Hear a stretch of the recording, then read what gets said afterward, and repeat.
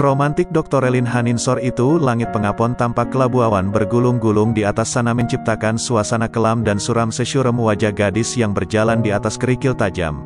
Gadis itu tampak lesu, bibirnya pucat, matanya sembab dan sedikit bengkak menandakan ia banyak menangis, mungkin seharian tanpa jeda atau malah sudah lama ia menanggung kepedihan sendirian. Menurutnya, sialan. Selama ini aku ditipu, dijadikan tumbal demi lunasnya hutang klise. Selamanya aku gak sudi menikah dengan lelaki itu. Rutuk gadis yang kini berjalan menuju rel. Ia melihat dan bertemu sekedar ta'aruf saja tak sudi, apalagi menikah. Hatinya sudah tertambat pada pangeran lain. Sebenarnya ia terlalu cepat menyimpulkan semuanya, sampai-sampai ia tak tahu ada dua orang bernama ibu dan ayah yang jauh lebih terpuruk janji atas pelaminan untuk putra sahabat tinggal selangkah lagi. Namun apa yang terjadi? Putrinya malah kabur tak becus membalas budi. Ya kamu hebati buaya, sukses membiayai anakmu hingga jadi dokter lalu menyuruhnya membayar hutang, hahaha. Ia tertawa sumbang. Gadis itu terus berjalan tanpa arah, lurus saja menuju rel besi memanjang di depannya. Tepat ketika suara bising dari arah depan begitu memekakkan telinga, keputusasaan telah merenggut jiwa. Tatapannya kosong dan hampa tapi penuh sandiwara. Mari kita lihat siapa yang akan menang, geramnya dengan wajah merah pada mada bara api pada kedua matanya. Ia biarkan angin mempermainkan rambut panjangnya serta gaun putih yang membalut tubuh rampingnya. Kedua tangan sepucat mayat itu menggenggam erat, kedua kakinya kini menjejak rel seolah hendak menantang makhluk besi terpanjang yang sedang berlari kencang 2000 langkah darinya. Meski begitu, dalam hitungan menit siap menghantam. Gadis berbalut gaun pengantin itu tak tahu ada sepasang mata yang sejak tadi mengawasinya di balik jendela kaca di sebuah bangunan bertingkat tak jauh dari rel. Mata seperti telaga itu mulanya datar menyipit lalu membeliak, menit kemudian teriakan panik tak terelakkan. IME sama dengan 0.5S, lebih besar dari, woi, stop. Apa kau sudah gila? Jangan bunuh diri, stop, astagfirullah.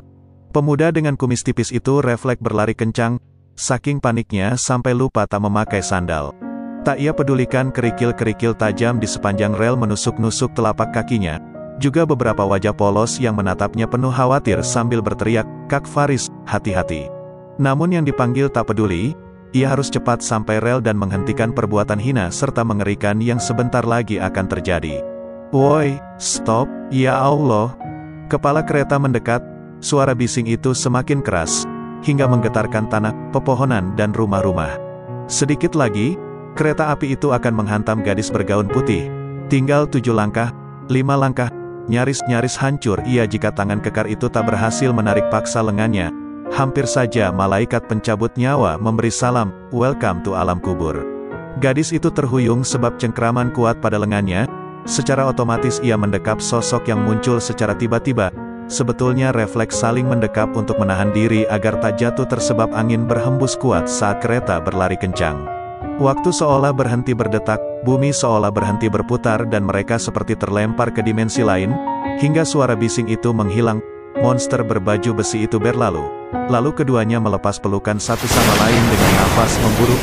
Ketakutan masih menyelimuti, tapi perasaan terkejut kini mendominasi.